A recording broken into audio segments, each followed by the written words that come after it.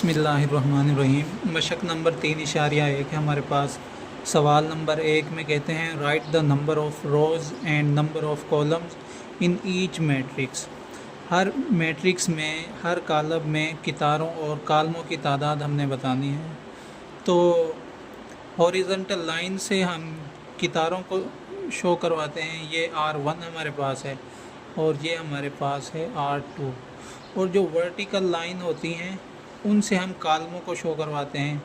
ये C1 यानी कि पहला कॉलम है और ये C2 यानी कि दूसरा कॉलम है। तो यहाँ पर हमारे पास मैट्रिक्स A में 2 कितारें हैं और 2 ही कॉलम हैं। तो यहाँ पे हम लिखेंगे कितारों की तादाद हमारे पास 2 कितारें हैं R1 एंड R2। इसी तरह हमारे पास कॉलमों की तादाद वो भी 2 है C1 और C2। तो ये हमारे पास A मैट्रिक्स का जवाब आ गया। इसी तरह हमने B मैट्रिक्स में बताना है।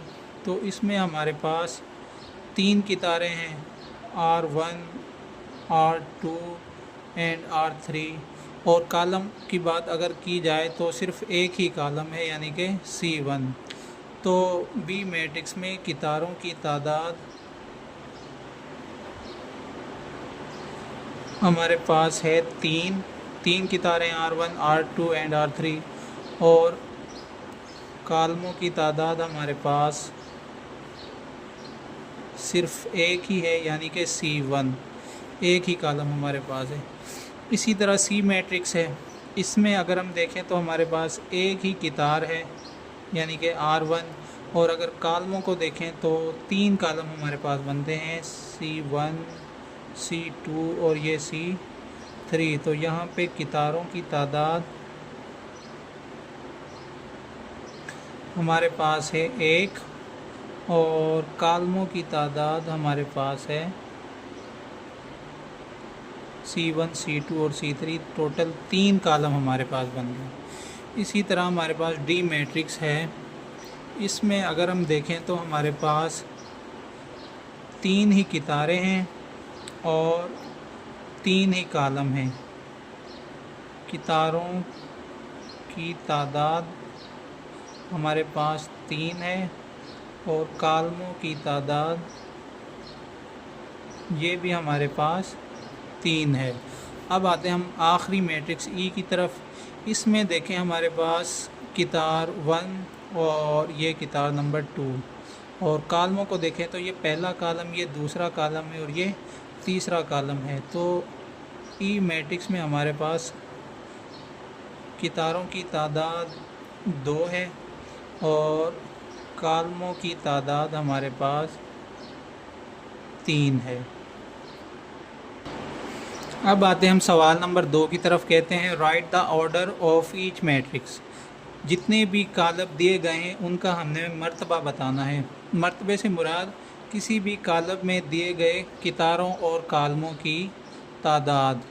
ऑर्डर का मतलब होता है कितारों और कॉलमों की तादाद। यानी हमने ये देखना है किसी मैट्रिक्स में कितनी कितारें हैं और कितने कॉलम हैं। तो पहला कॉलम हमारे पास है A। इसमें हम देखें तो हमारे पास 2 कितारें हैं और सिर्फ एक कॉलम है। तो A का मर्तबा होगा 2/1। पहले हमने कितारों की तादाद लिखनी है और बाद में हमने कॉलमों की तादाद लिखनी है। इसी तरह B मैट्रिक्स हमारे पास है। इसमें हमारे पास सिर्फ एक कितार है और 2 कॉलम हैं। तो इसका मर्तबा होगा 1/2। पहले कितारों की तादाद और बाद में कॉलमों की तादाद।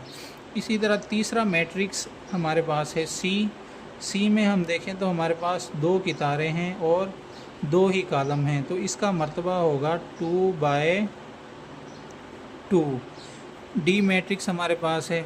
इसमें कितारों की तादाद 2 है और कॉलमों की तादाद 3 है। तो इसका मर्तबा होगा 2/3। इसके बाद हमारे पास E मैट्रिक्स है। इसमें कितारों की तादाद अगर हम देखें तो हमारे पास बनती है 3। तो इसका मर्तबा होगा 3/, और कॉलम 2 हैं तो 3/2। 2 हमारे पास ई का मर्तबा होगा। एफ़ कॉलम हमारे पास है, इसमें एक ही कितार है और एक ही कॉलम है, तो इसका मर्तबा होगा 1/1। इसके बाद है हमारे पास सवाल नंबर 3, कहते हैं which of the following matrices are equal. हमने ये बताना है कि दिए गए मैट्रिसेस में से कौन से जो मैट्रिक्स हैं वो एक दूसरे के बराबर हैं।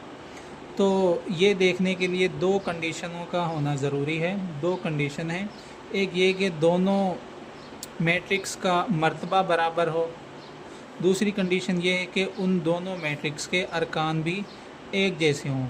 अब मिसाल के तौर पर हमारे पास ए मैट्रिक्स और एफ़ मैट्रिक्स, ये दोनों मैट्रिक्स में हम पहली कंडीशन देखें तो इनका मर्तबा बराबर है, यानी 2/2।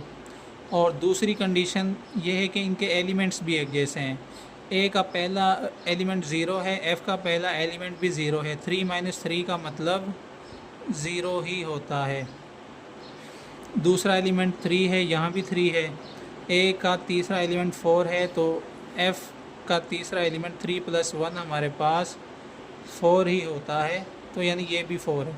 और चौथा एलिमेंट 1 है, तो यहाँ भी चौथा एलिमेंट 1 है। तो हमारे पास ए और एफ़ दोनों मैट्रिक्स एक दूसरे के बराबर हैं। उसके बाद हम देखेंगे बी और डी, दोनों मैट्रिक्स। बी का पहला एलिमेंट 9 है, डी का पहला एलिमेंट भी 5 + 4 9 होता है। बी का दूसरा एलिमेंट -7 है, तो डी का दूसरा एलिमेंट भी -8 + 1 8 प्लस माइनस माइनस 8 में से 1 माइनस किया तो -7। तो यानी बी और डी ये दोनों मैट्रिक्स भी एक दूसरे के बराबर हैं। तीसरे नंबर पर हम आते हैं सी और ई मैट्रिक्स को देखेंगे, तो इन दोनों का मर्तबा भी एक जैसा है, यानी 3/2, 3 कितारें हैं और 2 कॉलम हैं, और इनके अरकान भी एक जैसे हैं। यहाँ पे 6 है तो यहाँ पे 2 × 3 6 होता है। यहाँ पे 4 है तो 2/2 4 होता है। यहाँ पे 8 है तो 4 + 4 ये भी हमारे पास 8 ही होता है। इसी तरह इनको भी प्लस माइनस करें तो हमारे पास इनके इक्वल आएंगे। तो सी और ई का मर्तबा भी एक दूसरे के बराबर है। तो सवाल नंबर 3 में हमारे पास जो इक्वल मैट्रिक्स हैं वो ए इक्वल है एफ़ के, उसके बाद बी इक्वल है डी के, उसके बाद सी इक्वल है ई के। सवाल नंबर 4 में 2 मैट्रिक्स दिए गए हैं और कहते हैं कि find the values of a b c and d. तो 2 मैट्रिक्स हैं और दोनों के दरमियान बराबर की अलामत है। इसका मतलब ये है कि ये दोनों एक दूसरे के बराबर हैं। तो पहले एलिमेंट को या पहला जो रुकन है पहले मैट्रिक्स का वो दूसरे मैट्रिक्स के पहले रुकन के बराबर है, दूसरा दूसरे के, तीसरा तीसरे के और चौथा चौथे के। तो हमारे पास a + 2 है जो ये बराबर होगा 5 के, इसको नाम देंगे इक्वेशन नंबर 1 का। c - 3 बराबर होगा 8 के, इसको नाम देंगे इक्वेशन नंबर 2 का। इसी तरह b - 1 ये बराबर होगा यहाँ पे 6 के, इसको नाम देंगे मसावात नंबर 3 का। d + 4 इक्वल है 4 के, d + 4 इक्वल है 4 के, इसे नाम देंगे इक्वेशन नंबर 4 का। अब यहाँ से हमने a b c और d की वैल्यूज़ निकालनी है। तो मसावात नंबर 1 को अगर हम हल करें तो मसावात नंबर 1 से, तो मसावात नंबर 1 में 2 यहाँ पे जमा हो रहा है, दूसरी तरफ जाकर माइनस होगा, तो a हमारे पास बराबर होगा 5 - 2 और a बराबर होगा 5 में से 2 माइनस किए तो 3। ये हमारे पास a का जवाब आ गया। अब दूसरी मसावात को हल करेंगे। मसावात नंबर 2 से, मसावात नंबर 2 हमारे पास है c - 3 बराबर है 8 के। तो 3 यहाँ पे माइनस में दूसरी तरफ जाकर जमा हो जाएगा, तो c बराबर होगा 8 + 3 के, और c बराबर होगा 8 + 3 कितने होते हैं 11। ये हमारे पास c का जवाब भी आ गया। उसके बाद हम मसावात नंबर 3 को हल करेंगे।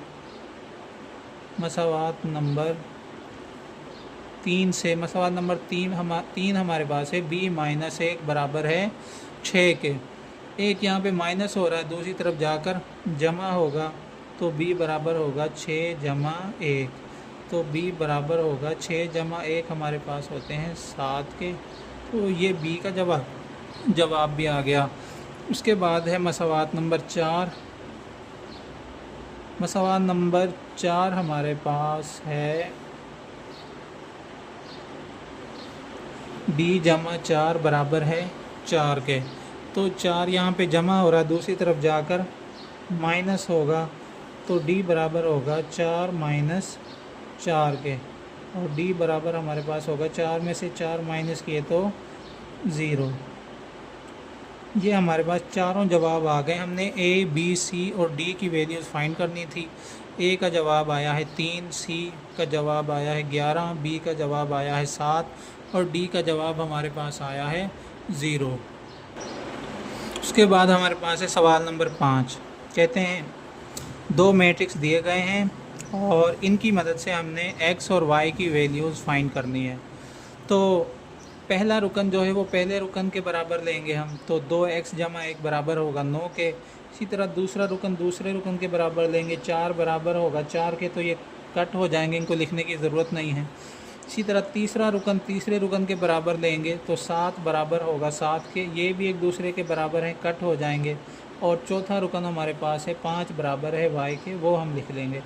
2x जमा 1 बराबर है 9 के, इसको हमने नाम दिया मसावात नंबर 1 का, और 5 बराबर है y के, इसको हमने नाम दिया मसावात नंबर 2 का।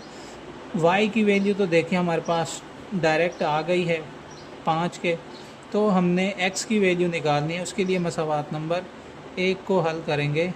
मसावात नंबर 1 से मसावात नंबर 1 हमारे पास है 2x जमा 1 बराबर है 9 के। एक यहाँ पे जमा हो रहा है, दूसरी तरफ जाकर हमारे पास ये माइनस हो जाएगा, तो 2x बराबर होगा 9 माइनस 1 के, और 2x बराबर होगा 9 में से 1 माइनस किए तो 8, और x के साथ 2 जो है वो ज़र्ब हो रहा है, दूसरी तरफ जाकर तकसीम होगा। 8 से 2 को तकसीम करें हम तो देखें 2 के पहाड़े में 8 कितने पर आता है, 2 1 2 2 4 8, तो x बराबर हमारे पास है 4 के।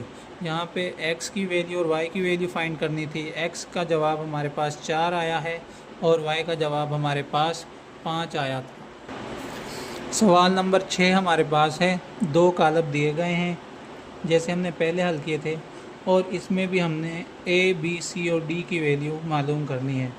तो दोनों कालबों में हम ऐसा करेंगे कि पहले एलिमेंट को पहले एलिमेंट के बराबर लेंगे, दूसरे को दूसरे के, तीसरे को तीसरे के, चौथे को चौथे के बराबर।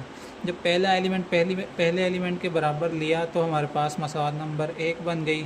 दूसरा एलिमेंट दूसरे के बराबर लिया तो मसावात नंबर 2 बन गई। तीसरा एलिमेंट तीसरे के बराबर लिया तो हमारे पास मसावात नंबर 3 बन गई। और चौथा एलिमेंट चौथे एलिमेंट के बराबर लिया तो हमारे पास मसावात नंबर 4 बन गई। अब देखिए हमने वैल्यूज़ मालूम करनी है a, b, c और d की। c की वैल्यू हमारे पास डायरेक्ट ही आ गई है, तो बाकी तीनों मसावातों को हल करने से हमारे पास a, b और d की वैल्यूज़ भी आ जाएंगी। तो उसके लिए हम पहले मसावात नंबर 2 को हल करेंगे। मसावात नंबर 2 हमारे पास है 2d माइनस 1 बराबर है 5 के। एक यहाँ पे माइनस हो रहा है, दूसरी तरफ जाकर जमा होगा तो 2d बराबर होगा 5 जमा 1 के, और 2d बराबर होगा 5 में 1 जमा करें तो हमारे पास होता है 6। अब 2d के साथ यहाँ पे ज़र्ब हो रहा है, दूसरी तरफ जाकर तकसीम होगा तो d बराबर होगा 6 तकसीम 2 के। 2 के पहाड़े में 6 कितने पर आता है, 2 1 2 2 3 6, और d की वैल्यू हमारे पास आ गई है 3। इसी तरह मसावात नंबर 3 को हल करेंगे तो हमारे पास b की वैल्यू आ जाएगी। मसावात नंबर 3 हमारे पास है 3b जमा 2 बराबर है 11 के। 2 यहाँ पे जमा हो रहा है, दूसरी तरफ जाकर माइनस होगा तो ये होगा 11 माइनस 2। तो 3b बराबर है 11 में से 2 माइनस किए तो हमारे पास जवाब आता है 9 के। और b बराबर है 3, यहाँ पे ज़र्ब हो रहा है b के साथ, दूसरी तरफ जाकर तकसीम होगा। 9 को 3 पर तकसीम करें तो 9 1 9, 3 3 1 3, 3 3 9। तो b का जवाब भी हमारे पास 3 ही आया है। उसके बाद हम मसवाद नंबर 1 को देखेंगे। a जमा b बराबर है 10 के। b की वैल्यू हमारे पास पहले से मौजूद है, तो मसवाद नंबर 1 में b की जगह पर हम b की वैल्यू पुट करेंगे तो a का जवाब आ जाएगा। ये हमारे पास होगा a जमा b। b का जवाब हमारे पास आया है 3, तो b की जगह पर 3 लिखेंगे और ये बराबर है 10 के।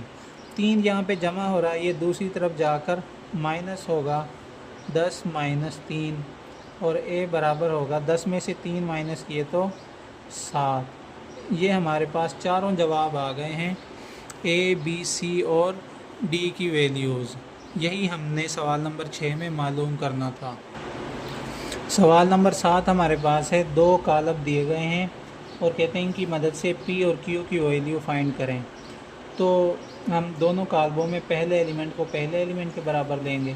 p जमा q बराबर है 6 के। ये हमारे पास मसावात नंबर 1 बन गई। 5 बराबर है 5 के। ये दोनों कट हो जाएंगे, इनको लिखने की ज़रूरत नहीं है। इसी तरह 11 बराबर है 11 के, तो ये दोनों भी कट हो जाएंगे, इनको लिखने की ज़रूरत नहीं है। चौथा एलिमेंट है p माइनस 2q बराबर है 0 के। इसको हम नाम देंगे मसावात नंबर 2 का।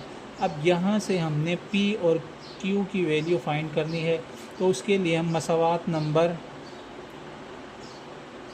1 को 2 से तकसीम 2 सवाल नंबर 1 को 2 से तफरीक करने से मसवाद नंबर 1 को 2 में से तफरीक करेंगे हम, तो ये हमारे पास होगा p जमा q बराबर है 6 के माइनस p माइनस जमा 2q बराबर है 0 के। इनको माइनस करें तो हम p माइनस p के साथ कैंसिल हो गया और q जमा 2q हमारे पास होंगे 3q बराबर है 6 के। 3 यहाँ पे ज़र्ब हो रहा, दूसरी तरफ जाकर तकसीम होगा। 6 को 3 पर तकसीम करें तो 3 1 3, 3 2 6 और q हमारे पास आ गया 2। तो q बराबर है 2 को मसावात नंबर 1 या 2 में किसी भी मसावात में हम दर्ज करेंगे तो हमारे पास p की वैल्यू आ जाएगी। q बराबर है 2 को मसावात नंबर 1 में दर्ज करने से, तो p हमारे पास इसी तरह आ जाएगा जमा q की जगह पे q की वैल्यू लिखेंगे हम 2 बराबर है 6 के। p बराबर है 2 यहाँ पे जमा हो रहा है, दूसरी तरफ जाकर माइनस होगा और p बराबर है 6 में से 2 माइनस किए तो 4 हमारे पास जवाब आता है। तो इस तरह p और q की वैल्यू हमने फाइंड कर ली है।